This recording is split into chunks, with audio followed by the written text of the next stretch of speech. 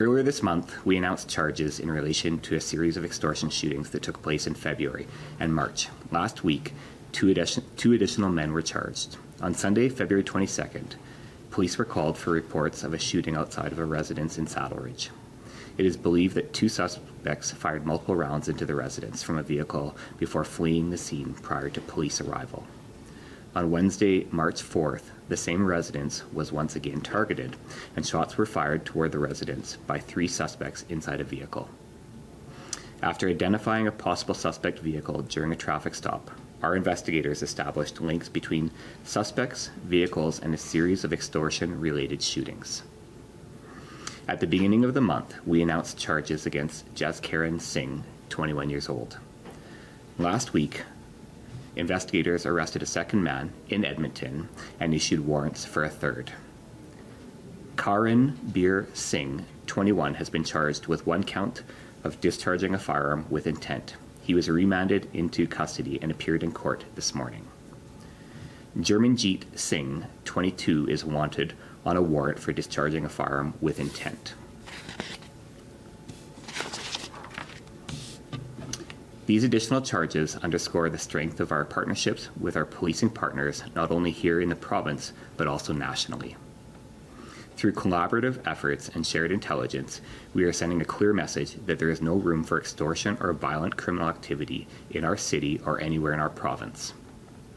We are committed to holding those responsible accountable, and this investigation demonstrates that we will relentlessly pursue anyone involved in these crimes. We will not tolerate individuals trying to intimidate or target Albertans.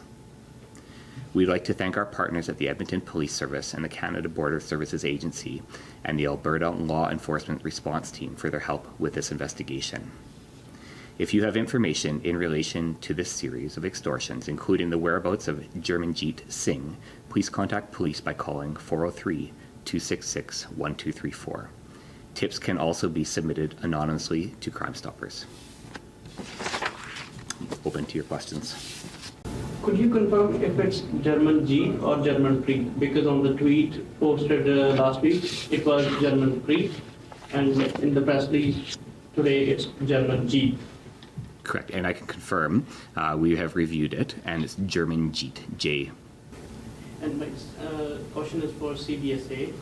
How many people have been reported related to the extortion cases, and what will happen to Karanbir and Jaskaran, who was charged this month?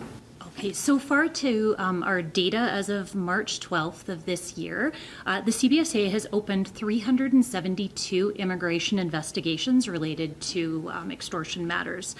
Of that, there have been 70 removal orders that have been issued for various grounds of inadmissibility, and to date, 35 removals have already taken place. Specifically within the Prairie region, I can confirm that 18 removal orders have been issued, as well 6 individuals have been removed from Canada. With respect to the individuals who've just been charged, I can confirm that those cases will be referred to CBSA. We will open an investigation into their immigration status and look if there are grounds for inadmissibility, and if so, report and remove those individuals from the country as well. One follow-up. Sure. So how does it work now? Because we heard that CBSA and police enforcement agencies have changed some kind of procedure when it comes to the Indian nationals or foreign nationals doing extortions. So does police charge them first, then it goes to CBSA, or if somebody is foreign national, it is directly their deportation orders are being issued?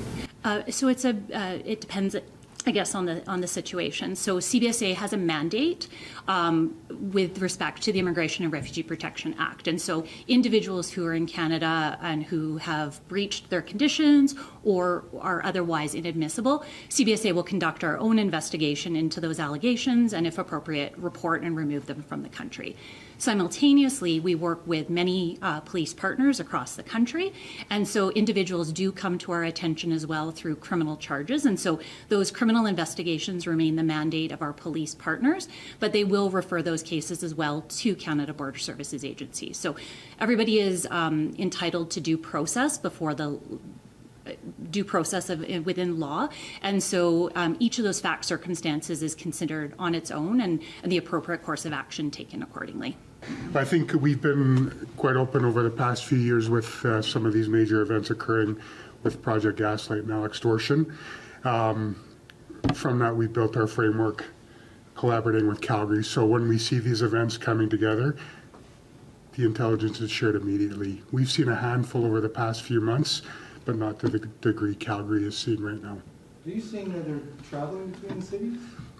No, it's investigative dependent. It is an interprovincial problem though, and we do see that offenders from one city committing the crimes or the extortions in another city. Hard question. So do you think you have a handle on this? Do you understand the motives and maybe a pattern at this point? Again, it would be each investigation is unique. So to say we understand the motive in each one, they tend to differ. We're comfortable with the framework we've built out. It's been shared across the country. We're working, I say, collaboratively with our police agencies across the country to deal with this problem. And to Superintendent Bell's point, this collaborative effort is to stop these events from happening now and then to increase public safety immediately. I get you saying spell your name and your title, please. Yeah, you bet. It's Acting Inspector Scott Henning, Henning. Edmonton. Yes. I think also further to what you'd mentioned there, to say that we've got a handle on it, things always evolve. And so what we're seeing is there's uniqueness with different extortions, but there are similarities. And I think it's important to focus on the fact that we're focusing on public safety. And it's been almost a month since we've had a major incident that had any form of violence. And so I believe overall, both our suppression and our investigative efforts are having an effect, yes. But it doesn't mean that we're going to let our foot off the gas. This has just accelerated our investigation even further. We are having success, and we are going to pursue it relentlessly until we drive the numbers completely down. I know you once asked for public engagement, like if you know, please let us know. How is that working? Actually, it's been very well. It's been received wonderfully by the community, and I do want to thank them for their support in this. I continue to encourage people to reach forward, whether through Calgary Police, the 266-1234, or through Crime Stoppers. Everything is evaluated.